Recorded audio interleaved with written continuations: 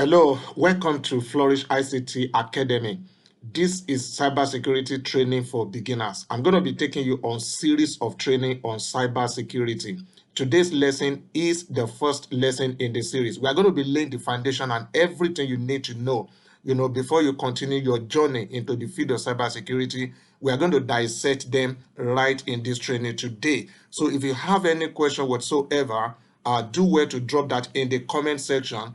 And at the same time, you can reach out via the WhatsApp line that is on the screen right here. I will definitely respond to your inquiry. So let's go straight to what we have first. Now, cybersecurity is the practice of ensuring confidentiality, integrity, and availability of information. I'd like you to take note of the underlying words, okay, in this definition. The first one is the confidentiality, integrity, and availability of information by protecting networks, devices, people, and data from unauthorized access or criminal exploitation. So the practice of ensuring confidentiality, integrity, and availability, these three words is what we actually refer to as CIA triad in cybersecurity. This is the bedrock, okay, of cybersecurity. Everything you are going to be doing is to achieve confidentiality, integrity, and availability of data. Okay, and in order to be able to achieve that, you are going to be protecting networks. What do we mean by network? Networks is interconnection of two or more devices. It means that when your computer or your mobile device is connected to another device on the network, so it can begin from two devices, right, onto thousands of devices, including the internet. That is what we refer to as network. Now, the devices on the network as well need to be protected, and that has to do with your laptop, your phone, and every other devices. Also, the devices itself that the network use, the tools that we use on the network, the router, the switch, the hub, all of them will need to be protected. So, and the people that are actually using the network. So not just the network, not just the device, even the people needs to be protected as well as data. Now we have three states of data. You have data at rest, and then you have data in transit, and then you have data in use. So whatever state of the data that you are actually having or you are going to be having, that data need to be protected, whether the data is at rest, the data is in use, or the data is in transit. So there are different protection method that needs to be applied to the data based on the state of the data. Now let's go further by dissecting what confidentiality is all about. When we talk about confidentiality, we mean that only authorized users can access specific asset or data. Okay, for example, you have to put a strict control that define who should and should not have access to data. That will going to be part of the job in order to keep the data safe. So that is what we mean by confidentiality. Now, let me give you an example about that before we go further. If, for example, now you have or you are working for an e-commerce site, or you have an account with an e-commerce site, what confidentiality will represent there is that you should be able and you must be able to log in with your password before you are able to access the account. Okay, that means that account is kept confidential. Not everybody that goes on the internet can just go to the website, okay, and then click on the link and then log in. So you must create an account and have a password. And in order to ensure that the confidentiality is actually maintained as well, we now have what you have two-factor authentication, meaning that if it has been a long time that you log into the account and you want to log in again, you are going to be asked to provide a code that can be sent to either your email or to your phone number, which means as a second step authentication. We call it two-factor authentication or multi-factor authentication when it is more than one.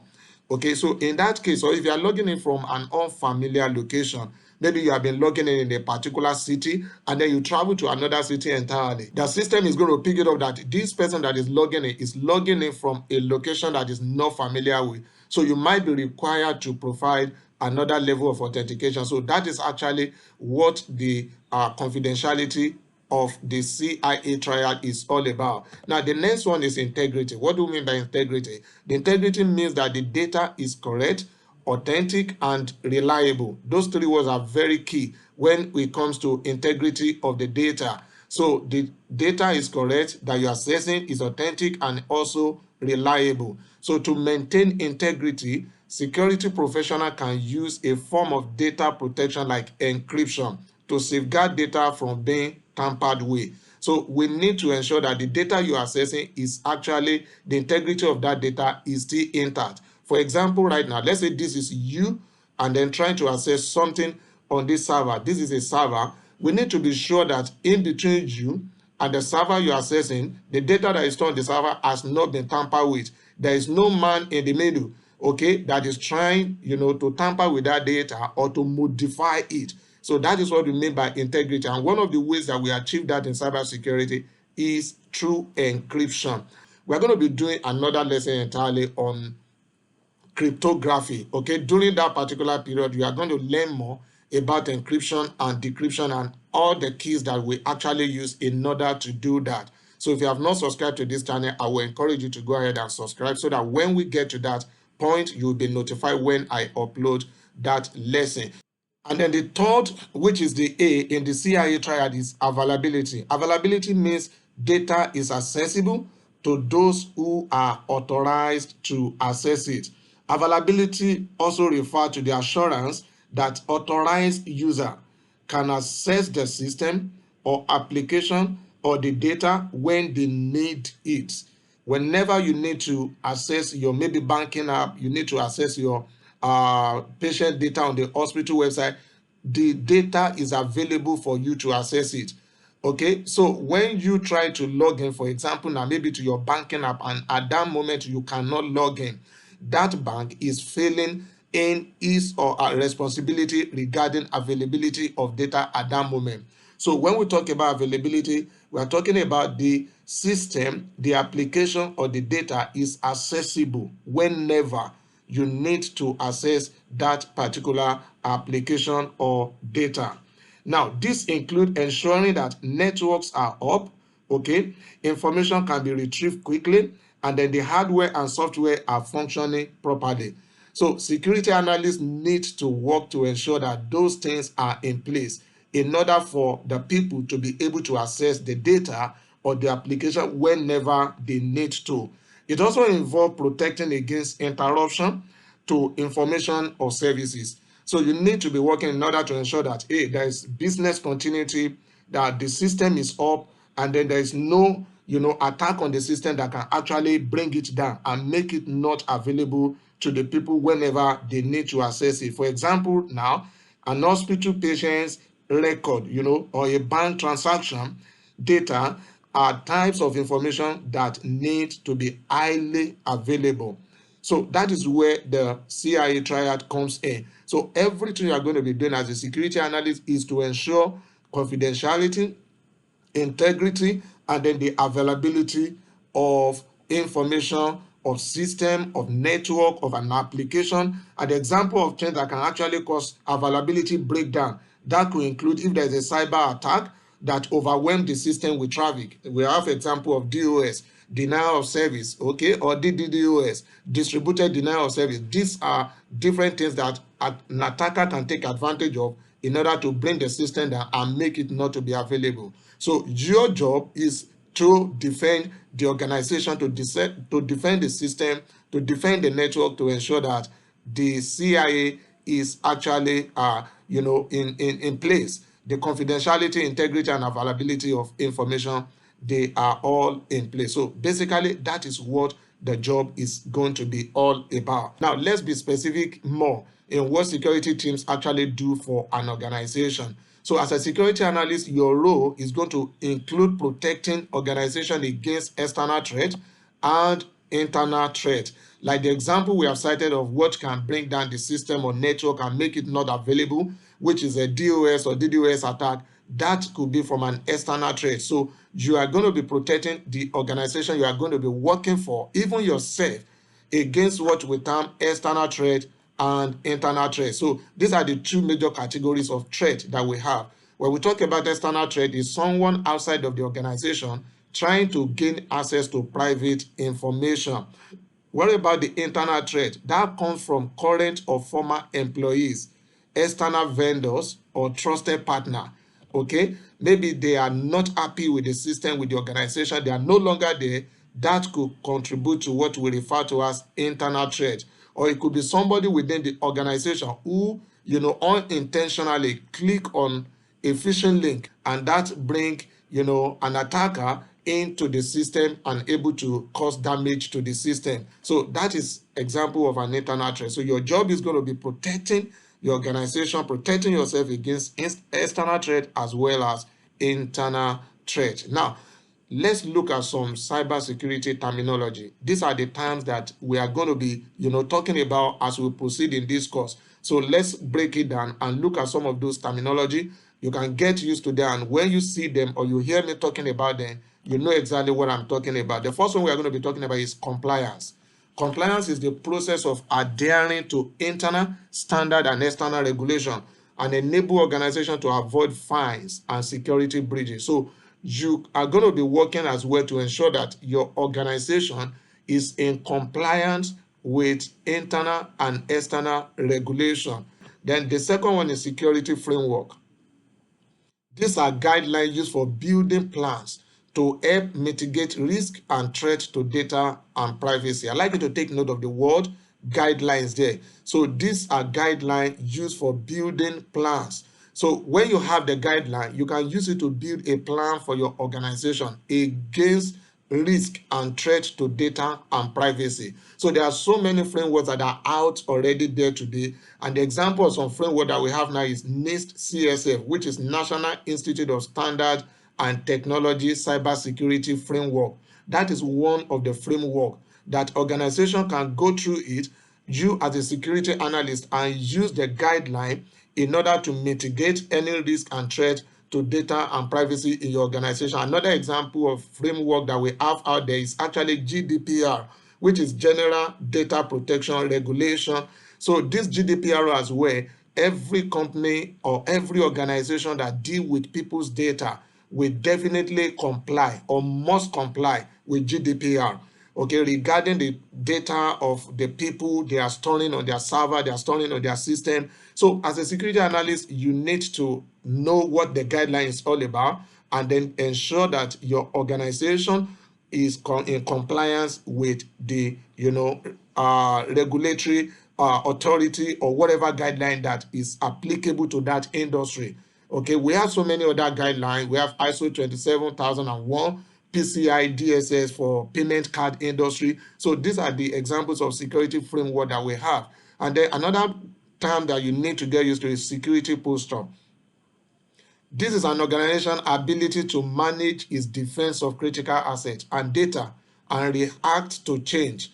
So a strong security posture will lead to lower risk for the organization. And the next to that is a threat actor or malicious attacker. This is any person or group who represent a security risk. This risk can relate to computers, application, network, and data. That is a threat actor. Anyone that could cause a risk either to you, to your system, or to your organization is known as a threat actor. It can be an internal employee and it can be an external person. What about cloud security? This is the process of ensuring that assets stored in the cloud are properly configured or set up correctly, and access to those assets is limited to authorized user. You can see the word authorized user coming over again and again. That is very, very important in security. Now, a playbook is another term, okay, that we need to talk about. It's a manual that provides detail about any operational action, such as how to respond to an incident. So different organizations have different playbook, and the playbook that is being used in a bank will definitely be different from the one that will be used in an hospital. So this is a manual. It provides details about any operational action. For example, if we have a DOS attack, how do we respond to it? The playbook should have enumerated the steps to take when you have that kind of attack. What if you have a phishing attack? What step to take in order to isolate the system that is affected before it spread to the entire network? That is what the playbook is all about. Now, let's look at the non-test key to succeed as a security analyst? You are coming to the field of cybersecurity. What are the skills that you already have now that can really help you to succeed in that field? That's what we want to look at right now. What you are going to be learning in this training, they are technical skills. What you are bringing on board, which you already have now, that can make you to flourish in the field of cybersecurity, these are what we refer to as the non-tech skill. The first one of them is communication. As a security analyst, you must know how to communicate, because if you cannot communicate effectively, you are not going to succeed in the field, in the sense that if there is an issue, you must communicate promptly, you must communicate appropriately, and you must know who to communicate with. So communication is a key skill that you must develop, or you should have as a security analyst. The second is problem solving, because one of your main tasks as security analyst would be to proactively identify and solve a problem before it spread, okay, to the entire network. And the third one is time management. You need to be able to manage time. The more time you spend in solving the problem, the more issue you can actually cause by not taming the issue on time. So time management is very, very critical. And then the fourth one is growth mindset. This is an evolving industry. Cybersecurity is an evolving industry. You can't say you have learned last year and then you are not learning again. It doesn't mean you will need to learn everything, but what it means is that you will continue to learn throughout your career. So you must be ready, and you must have a growth mindset, and then you must have a diverse perspective. That is another very important skills, okay, which is not really technical, that if you have it, it's going to help you a lot, because everybody can be seeing the issue in one direction and you are able to see it from another angle. That's having a diverse perspective to solving a problem is going to help you to succeed in the field of cybersecurity. Now, this is the time to learn, because the demand for cybersecurity professional is at all-time high right now. According to the UK National Cybersecurity Center, it warns that AI will likely intensify cyber attack in the next 2 years, particularly through the evolution of the current tactics. Now, and the cost of cybercrime is going to reach over $12 trillion globally by 2025. That is a report from Computer Crime Research Center. So this is the right time for you to come on board. And then in the next training that I'm going to be uploading for you, we're going to be looking at 5 common types of phishing that every security analyst should know. If you don't want to miss that video, go ahead and then subscribe right now if you have not subscribed to this channel. If you actually enjoyed this video, click like. Do well to share it as well. Now, if you want to take your learning journey further with Flourish ICT Academy, you want to have one-on-one and then have access to our lab where you can demonstrate and have access to practice, and then we also help you to set up a lab in your home in order to demonstrate and practicalize all the things you are going to be learning in this course. I'd like you to check the description section of this video for a link to register for the cybersecurity masterclass, where you are going to have a one-on-one time with me. Now, if you have any question, like I said initially, go ahead and then drop that as well in the comment section, and you can also drop a message using the WhatsApp link on the screen right now. Thank you for taking your learning journey with Flourish ICT Academy. See you in the next lesson.